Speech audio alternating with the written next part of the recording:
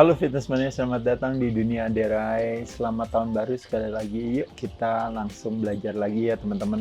Ini salah satu mungkin kalau boleh sharing kepada teman-teman sekalian. Pertanyaan yang sering ditanyakan pada saya itu adalah ini yang namanya, nanti teman-teman cek hari ini ya. Jadi nanti kalau keywordnya adalah mentok ya, dunia Derai mentok, klik, mudah-mudahan video ini nanti yang akan keluar yang pertama. Jadi kenapa teman-teman udah melakukan apa yang sudah dilakukan, katanya udah belajar di dunia Derai atau mungkin juga dengan teman-teman yang lain. Tapi kok ternyata saya mendapatkan yang namanya plateau atau mentok atau kok berhenti gitu ya, yang namanya pendekatan tersebut. Nah teman-teman jangan kecil hati, kenapa? Karena kita sebenarnya boleh membuat satu investigasi untuk melihat ada 4 elemen yang sebenarnya yang bisa kita jadikan sebagai kalau istilahnya mungkin evaluasi ya, untuk nanti kita coba membuat strategi bagaimana saya akan memvariasikannya, mengkombinasikannya dan merotasikannya kembali gitu ya. Karena badan kita punya kecerdasan untuk selalu beradaptasi dengan apa yang ada.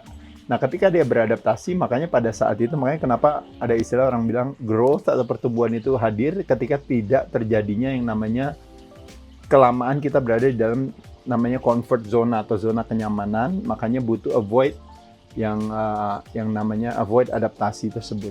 Nah, 4 elemen tersebut kalau teman-teman tahu adalah 1, 2, 3, 4. Ini persis mirip seperti elemen kalau saya ajarin teman-teman tentang diet ya, gitu. Jadi 1 adalah jenis dan sumbernya, 2 adalah penyajiannya, 3 adalah frekuensi, kapan, berapa kali, berapa banyak, berapa lama, dan yang terakhir adalah berapa jumlahnya.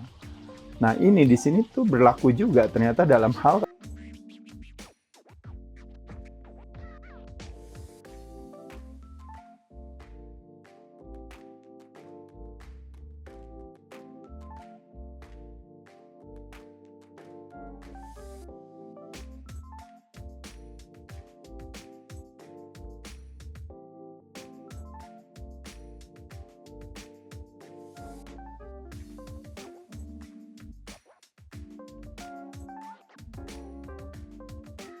apakah saya kebanyakan yang high impact atau yang low impact, atau yang kebanyakan yang di outdoor, atau saya lebih kebanyakan di indoor, atau mungkin saya kebanyakan yang di olahraga permainan misalnya.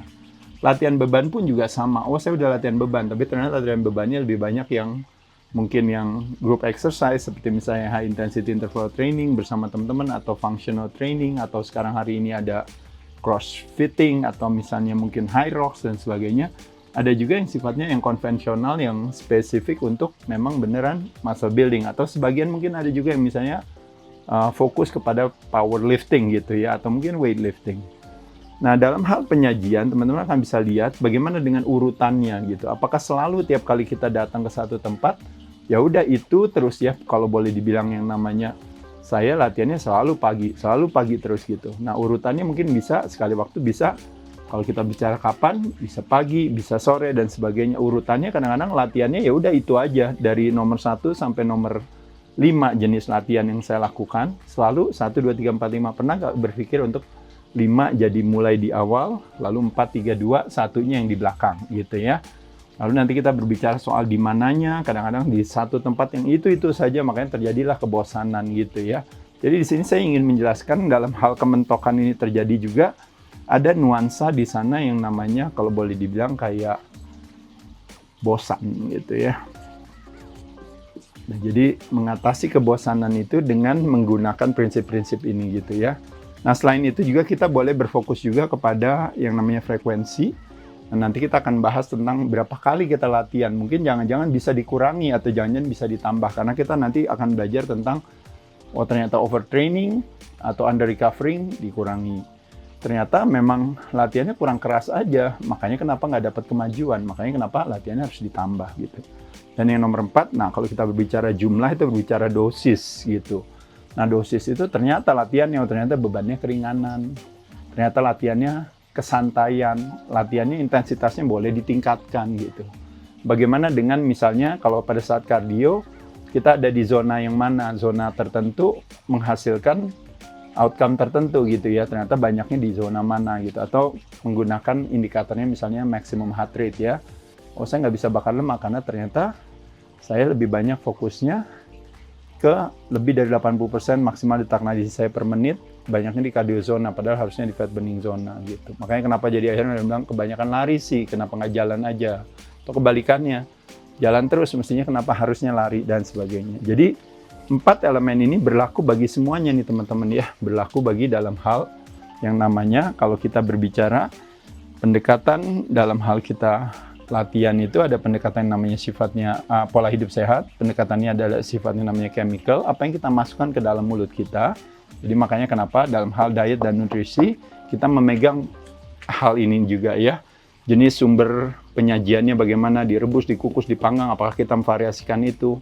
Kapan saya makan, jendela saya makan, berapa kali saya makan, lalu dosisnya, ini kita ngomongin. Jadi di sini kalau dalam pendekatan diet itu ada yang namanya, kalau di nomor 4 ini disebut dengan namanya calorie management atau restriction.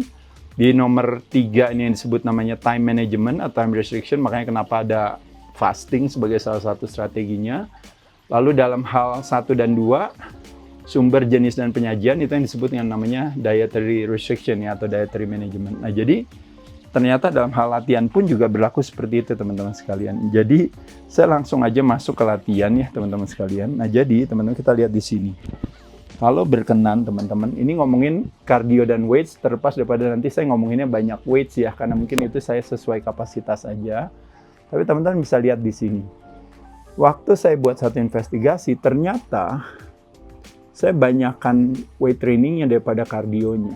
Nah, ketika terjadi kementokan, boleh nggak tiba-tiba ini saya boleh lakukan seperti ini. Kardionya saya naikin dikit 40%, saya turunin si weight trainingnya 60%. Atau kebalikannya teman-teman lihat, teman-teman kebanyakan tiap kali olahraga kardio terus kan. Di situ mungkin nggak kalau seandainya saya pindahin, akhirnya kardionya saya turunin 20%, weight trainingnya saya naikin 20%. Jadi akhirnya 50-50 gitu. Dan atau kebalikannya juga teman-teman misalnya di sini tadi kan ya, misalnya ternyata oh ya udah deh saya lebih bertahap aja turunnya 60%, tapi weight trainingnya boleh saya naikin sedikit 10% ke ini atau apapun juga teman-teman silahkan siasat di sana. Nah ini biasanya relate-nya sama apa? Sama waktu dulu teman-teman kadar lemaknya tinggi, mungkin teman-teman bisa memprioritaskan di mana kardionya yang menjadi lebih tinggi kan gitu. Tapi pada saat di mana kadar lemaknya udah makin turun, pada saat itu teman-teman boleh memprioritaskan latihan beban yang dikedepankan gitu. Nah jadi disinilah teman-teman bisa bermain. Ini salah satu jawaban untuk bilang bahwa kita tidak mau loncat ke dalam satu konklusi untuk bilang Mas Ade saya udah latihan tapi kok buktinya hasilnya nggak ada gitu dan mentok gitu ya.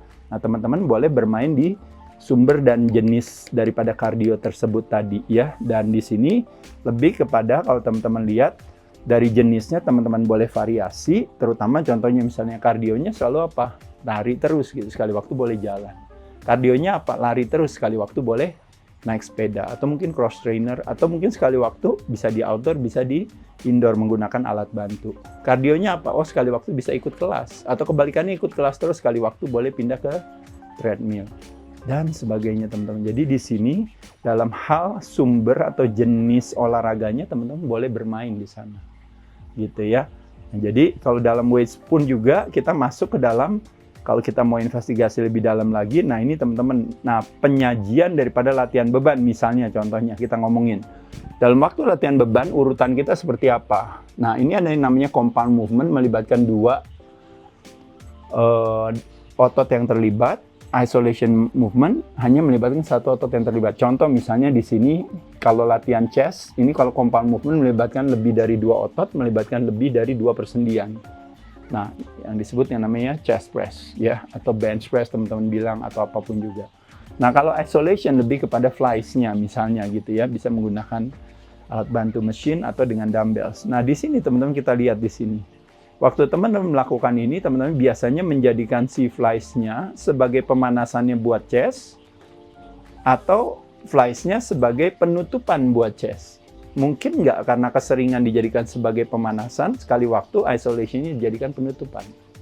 Atau kebalikannya, karena keseringan isolation-nya dijadikan pemanasan, dijadikan penutupan, sekali waktu boleh dijadikan pemanasan, apapun juga. Begitupun juga dengan biasa pakai dumbbell kan. Ganti sekali waktu ke barbell. Biasa pakai barbell terus kan, mainannya barbell terus, apalagi anak-anak powerlifting kan ya gitu. Sekali waktu boleh bermain di dumbbell. Begitupun juga dengan teman-teman yang hobinya mesin terus gitu. Ada kebaikannya sekali waktu free weights, maka kita punya koordinasi, core-nya jadi lebih bagus. Ada yang kebiasaannya free weights terus. Nah, kalau dia bisa fokus ke mesin, nanti bisa spesifik lebih kena lagi detailnya. Mungkin fondasinya udah cukup kuat. Ada yang hobinya senangnya ya udah, kalau kita lihat dari investigasi program latihan kita, ternyata banyaknya di upper body terus. Lower body-nya kenanya dikit, kenapa nggak dibalik?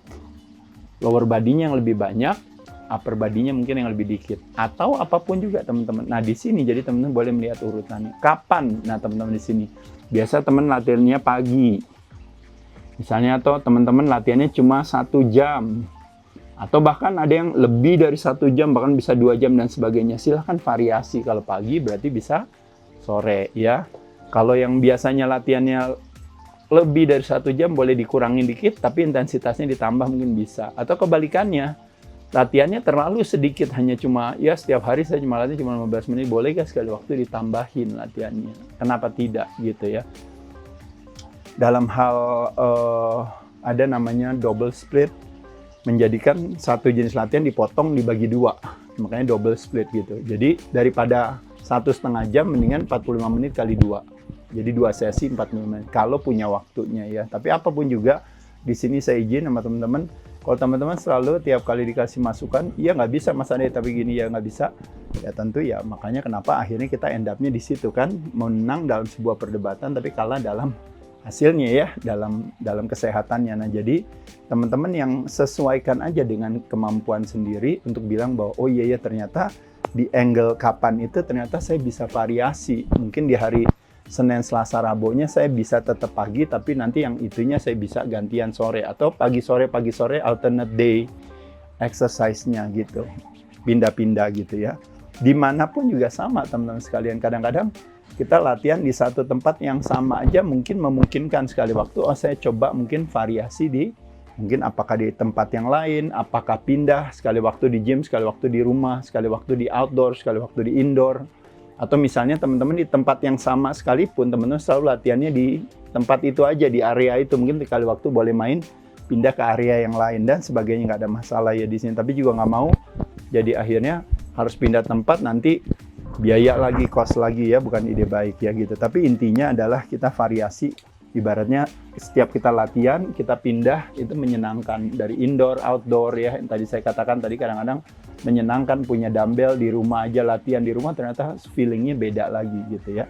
Nah ini siapapun juga sama. Nah kadang-kadang temen kan punya tiap kali latihan ya udah sama itu terus, kadang-kadang sekali waktu boleh changing yang namanya training partner, atau sekali waktu bisa ajak temen yang lama atau apa ini apa, latihan bareng yuk, udah lama yuk kita nggak latihan sama-sama. Itu juga sesuatu yang menyenangkan karena mungkin teman-teman latihannya dengan orang yang sama itu aja terus-menerus, mungkin lama-lama capek aja gitu ya. Tapi nggak ada salahnya untuk teman-teman juga variasi dalam hal misalnya training partner atau mungkin dalam hal apa ya, ini hanya cuma ini aja. Kalaupun nggak bisa juga ya nggak apa-apa ya. Atau sekali waktu latihan bareng berdua, sekali waktu sendiri, ntar sekali waktu ada temannya lagi, sekali waktu sendiri, apapun juga ya. Nah jadi di elemen yang kedua dalam hal penyajian sebuah latihan itu teman-teman harus pintar untuk bisa punya kreativitas di sini. Ini yang akan menjawab daripada permasalahan teman-teman.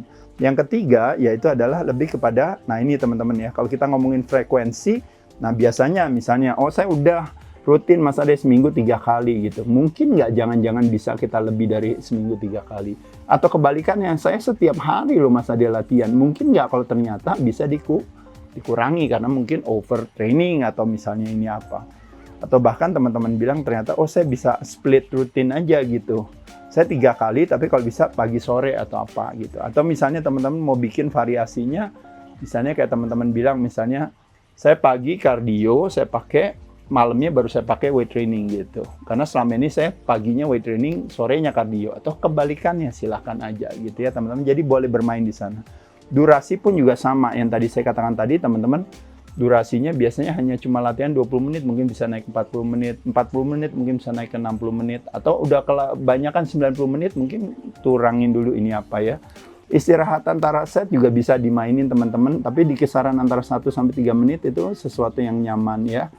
Sekali waktu teman-teman boleh, 1 menit aja udah cukup untuk saya langsung masuk lagi gitu. Atau saya butuh waktu lebih lama lagi untuk saya memungkinkan untuk bisa punya tenaga lebih baik, sehingga saya bisa mengangkat beban lebih berat. Karena selama ini saya latihan tuh kayaknya keburu-buru terus tuh tiap kali, kadang-kadang istirahatnya terlalu dekat banget gitu. Nah ini juga sesuatu yang teman-teman bisa lakukan ya.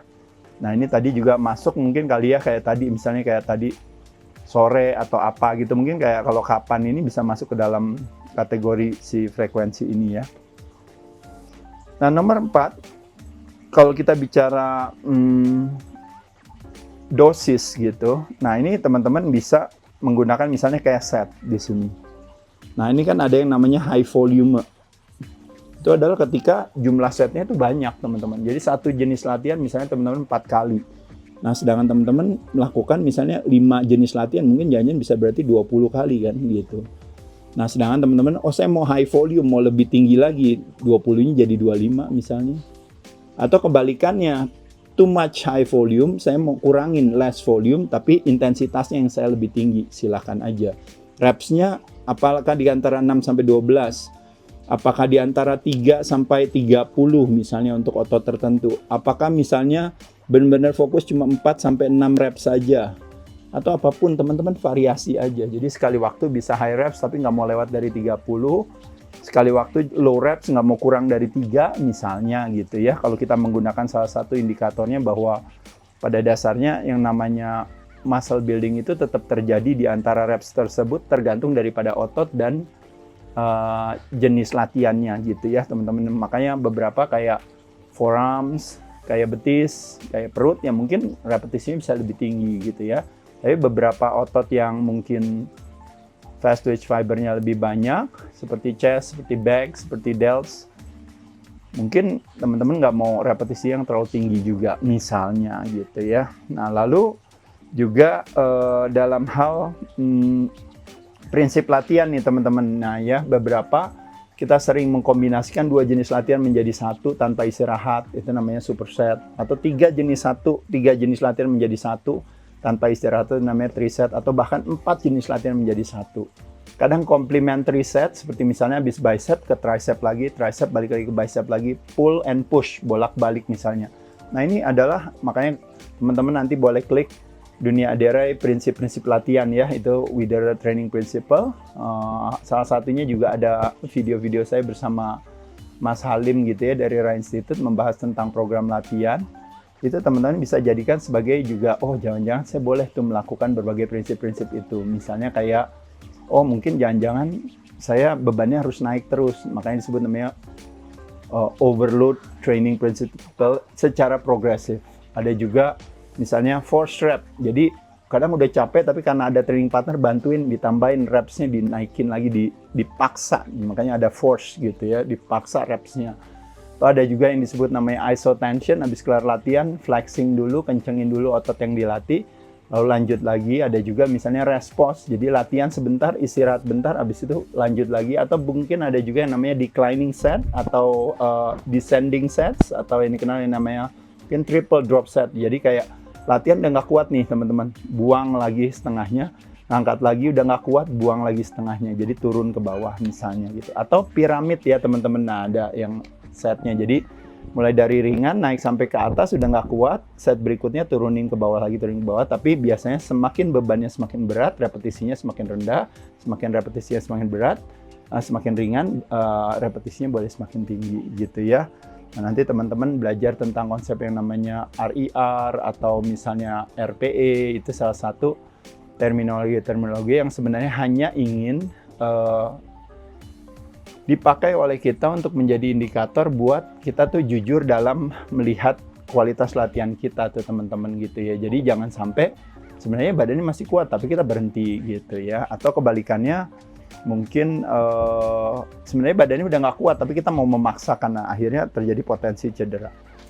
Demikian teman-teman, kira-kira seperti itu. Nah balik lagi dalam hal jenis penyajian frekuensi dan dosis itu juga berlaku dalam hal kardio juga ya teman-teman, tadi yang saya katakan tadi. Jadi kardionya jenisnya boleh variasi, kombinasi, rotasi, lalu kardionya berapa kali, kadang-kadang ternyata terlalu banyak kardionya, sehingga jadi otomatis terjadi progres yang tidak tidak teman-teman inginkan, atau kebalikannya kardionya justru malah kurang, jadi kardionya mesti ditingkatkan.